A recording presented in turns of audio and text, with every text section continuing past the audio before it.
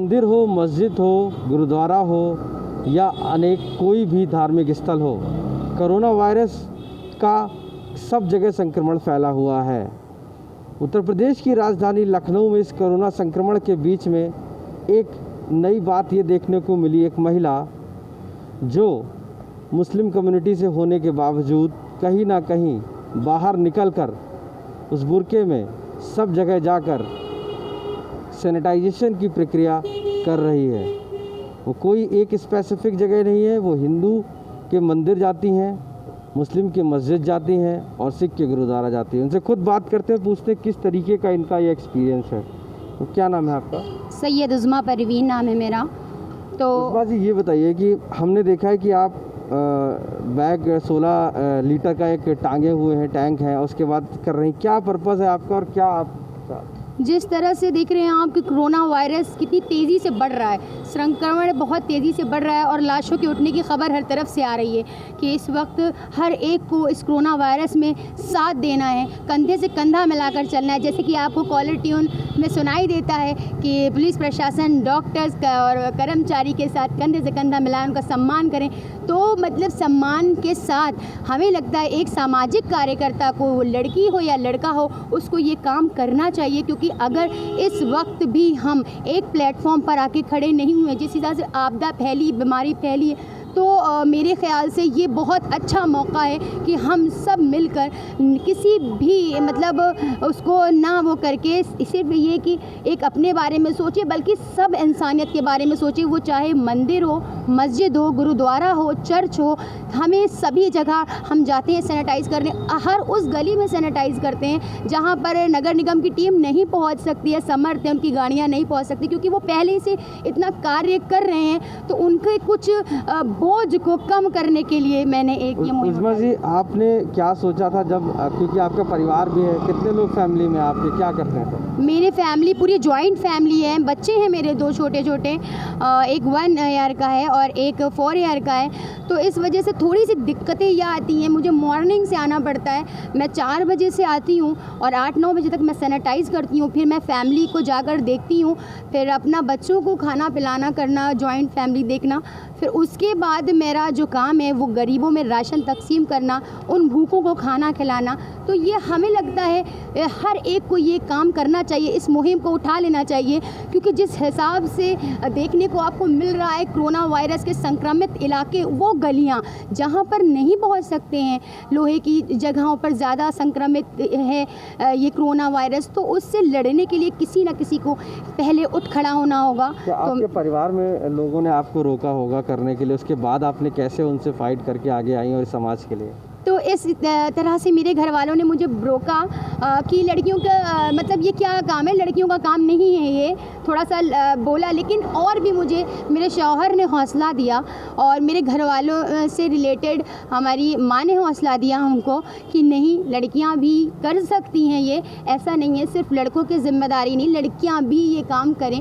और जाहिर सी बात है मुझे उस नारी से शक्ति मिलती है, जैसे कि झांसी की रानी लक्ष्मीबाई से मुझे मतलब वो मिलती है, रज़िया सुल्ताना बेगम, हज़रत महल, वो मेरे लिए एक आइडियल हैं कि जब वो अपने भारत के लिए एक मुहिम चला सकती हैं, तो मैं इस कोरोना वायरस, इस आपदा में अपने प्रशासन का, नगर निगम कर्मचारियों का या डॉक्टर्स का, हाँ, और उन भूखे गरीब का जो कि मज़दूर हैं, जिनकी हम बहुत ज़रूरत है, मतलब हमें लगता है कि मेरी बहुत ज़रूरत है उस फील्ड में, तो मैं उनके कंधे से कंधा मिलाकर चलती हूँ। मैं उस हर गरीब की जब आंखों में वो आंसू देखती हूँ और मैं उनकी आंखों में भरी वो उम्मीद देखती हूँ, तो मेरा वो हौसला और बढ़ जाता है और मेरा मनोबल बढ़ जाता है, मैं और शक्तिशाली हो जाती हूँ। जबकि आप देख रहे हैं बहुत लीटर की टंकी, कितने लीटर का आपके पीछे और कितने से कितने घंटे आप इसको लेकर चलती हैं? ये 16 लीटर का है और मैं कंटिन्यू मॉर्निंग से 4 बजे से लेकर 10 बजे तक इसे लेकर चलती हूँ और भरती रहती हूँ, केमिकल साथ में भी रखती हूँ अपने।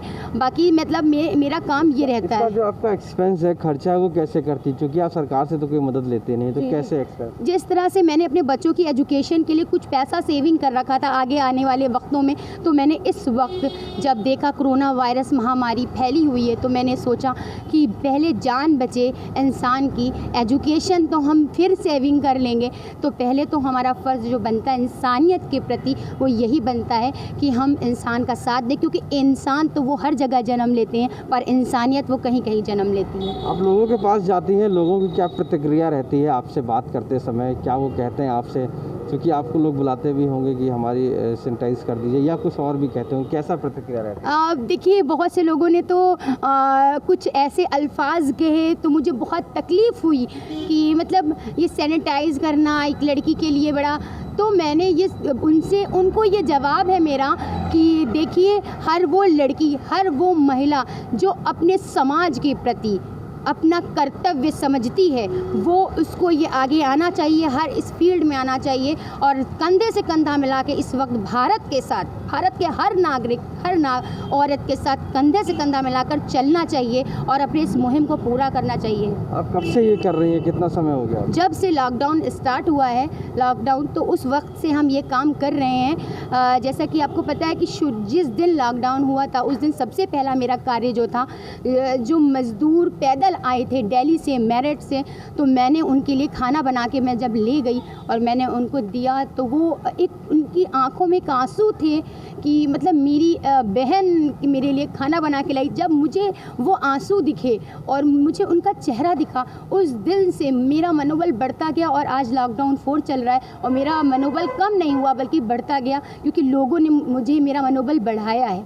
और मेरे फैमिली से भी मुझे मनोबल मिला और मेरी कम्युनिटी, मुस्लिम कम्युनिटी जिसको कहते हैं, उससे भी मेरा मनोबल बढ़ता है, क्योंकि हम सबसे बड़ी बात ये आस्था पे भी उम्मीद रखते हैं और हम किसी जाति भेदभाव को नहीं मानते हैं और हम ये जानते हैं कि इंसानियत वो सबसे बड़ा फ़र्ज़ होती है, क्योंकि जब तक इंसान के अंदर इंसानियत नहीं है तो हमें लगता है वो इंसान नहीं है। तो इसीलिए इसको जात पात से ना देखें, इसको धर्म से ना देखें, इसको सिर्फ इंसानियत से देखें और इंसानियत के प्रति हमारा ये फ़र्ज़ है कि हम सरकार के साथ, प्रशासन के साथ और नगर निगम के साथ, डॉक्टर्स के साथ कंधे से कंधा मिलाकर चलें, ताकि हम इस कोरोना वायरस की जंग को जीत सकें और अपने भारत को फिर पहले जैसा खुशहाल बना सकें। और मैं एक शेर कहती हूँ जो इमरान प्रतापगढ़ी साहब का है कि मेरा मस्कन मेरी जन्नत को सलामत रखना, मेरे मौला मेरे भारत को सलामत रखना। शुक्रिया, जय हिंद, जय भारत। Thank you. तो उज़मा परवीन ये है, जिस तरीके से 16 लीटर का एक बॉक्स अपने पीछे लाद कर पूरे दिन कहीं ना कहीं सैनिटाइजेशन की प्रक्रिया कर रही हैं इस लखनऊ में, और कहीं ना कहीं इस चीज़ को देखा गया है कि जिस तरीके से महिला होने के नाते एक बुर्के में वो कम्युनिटी से, मुस्लिम कम्युनिटी से होने के बावजूद उनको काफ़ी लोगों को ये कहना पड़ा, काफ़ी लोगों की प्रतिक्रिया भी उनको झेलनी पड़ी, अपने परिवार से भी उन्हें लड़ना पड़ा, लेकिन उनके सामने सबसे बड़ी बात थी तो वो कोरोना संक्रमण को लेकर, जिसके लिए उनकी अपनी खुद की एक बड़ी जिम्मेदारी बनती थी और उन्होंने इस जिम्मेदारी को समझते हुए उन सभी प्रतिक्रियाओं को किनारे किया, उन सामाजिक बंधनों को किनारे किया और आज वह कोरोना संक्रमण से दूर भगाने के लिए कहीं ना कहीं अपना पूरा योगदान सुबह से शाम इस सैनिटाइजेशन प्रक्रिया के साथ लखनऊ के हर गलियों में, हर धार्मिक स्थलों पर जाती हुई नज़र आ रही हैं। लखनऊ से आशीष श्रीवास्तव।